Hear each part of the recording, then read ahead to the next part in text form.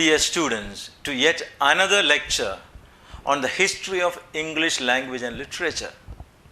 And we are discussing some of the important personalities of the Victorian age, or the Victorian era.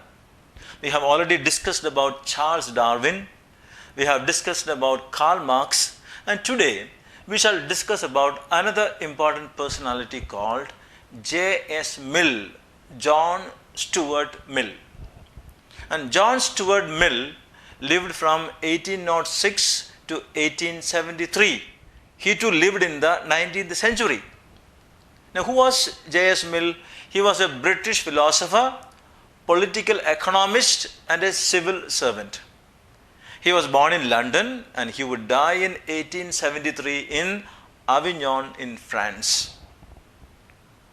Now, John Stuart Mill, J.S. Mill, was a political economist who would influence the Victorian thinking. He was the proponent of the theory of utilitarianism that was developed by Jeremy Bentham. The theory of utilitarianism was developed by Jeremy Bentham. Now, who is Jeremy Bentham? Jeremy Bentham lived from 1748 to 1832 in England. He was an English philosopher and a social reformer. And he is regarded as the founder of modern utilitarianism. So, it is his theory, Jeremy Bentham's theory, which J.S. Mill will adopt.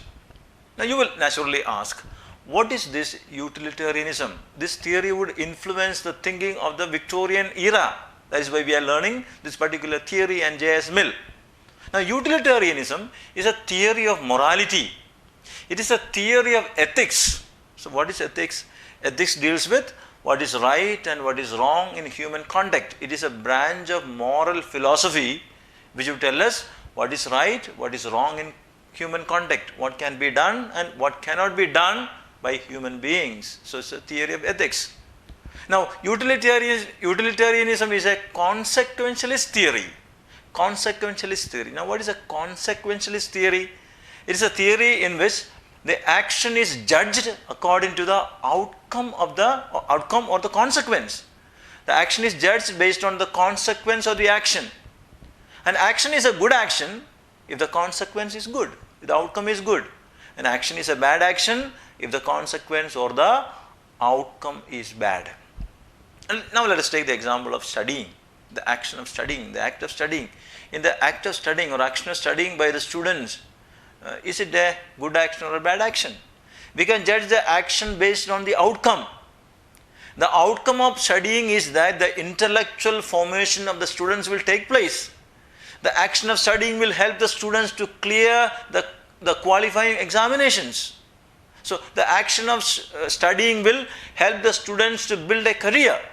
So, we can say the outcomes of the action of studying is good. The consequence is good. So, we can say the act of studying is a good action. So, an action is judged as good or bad based on the consequence or based on the outcome. So, utilitarianism is the principle of utility, which means usefulness. It is a consequentialistic principle. And we said the proponent of the theory of utilitarianism is the English philosopher Jeremy Bentham. So, it is utilitarianism is a consequentialist principle. Now, according to him, according to Jeremy Bentham, utilitarianism means it is the greatest happiness for the greatest number. Now, that is a measure for right and wrong. What is a measure for right and wrong? Greatest happiness for greatest number of people. An action is right action, a good action, if it gives maximum happiness to maximum number of people. Now, J.S. Mill will argue that utilitarianism is based on the principle that happiness is the basis for all human activity. Happiness is the basis for all human activity. What is a good action or what is a morally correct action? A morally correct action or a good action is the one that gives happiness to the greatest number of people. Maximum happiness to maximum number of people. That is the meaning of utilitarianism. So you will ask, what is this happiness? According to John Stuart Mill, happiness means pleasure. Happiness is pleasure and it is the absence of pain. Actions are right if they tend to promote happiness. Actions are considered to be wrong if they produce the reverse happiness. So, happiness means pleasure.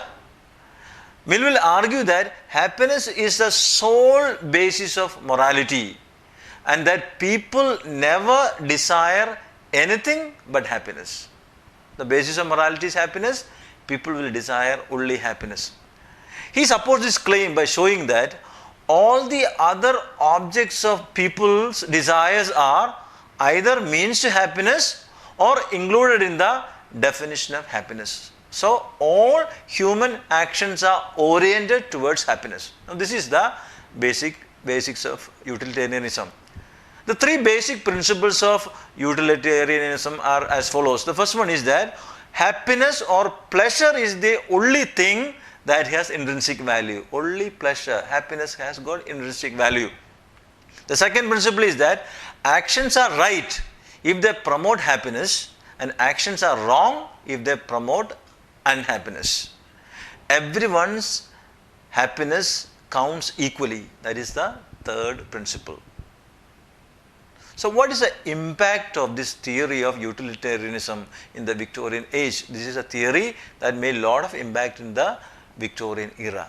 Now, this theory of J.S. Mill, John Stuart Mill, on utilitarianism had great influence in the Victorian age. The theory of utilitarianism was the strong force behind the upsurge for democratic reforms during the period. The happiness principle, the pleasure principle, the maximum happiness for maximum number of people. Now, this is what will guide the reform movements during the Victorian period. So, all the reform movements of the period was guided by this particular principle, maximum happiness for maximum number of people. Now, the ethical theory of utilitarianism will help to create a just system of ethics, and it will also be the basis of all political and social reforms in the 19th century England. So, that is the impact of utilitarianism in the Victorian era. There are some criticisms against the principle of utilitarianism. What are some of the criticisms that are raised against utilitarianism? The first criticism that is raised against utilitarianism is that happiness is very often not quantifiable. Happiness is not very often measurable. We cannot measure. The principle does not provide protection for individual rights. That is a second criticism. When we consider the maximum happiness for maximum number of people, the individual rights can be violated. That is the second criticism raised against utilitarianism. Utilitarianism can say that slavery is good if it gives happiness to slaves. This means slavery can be justified using utilitarianism. But we know slavery is not a good action or good thing.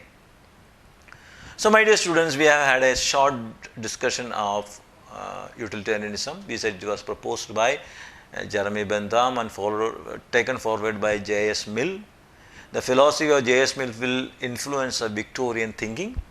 It is a philosophy that gave a lot of importance to human happiness, the greatest happiness for the greatest number of people.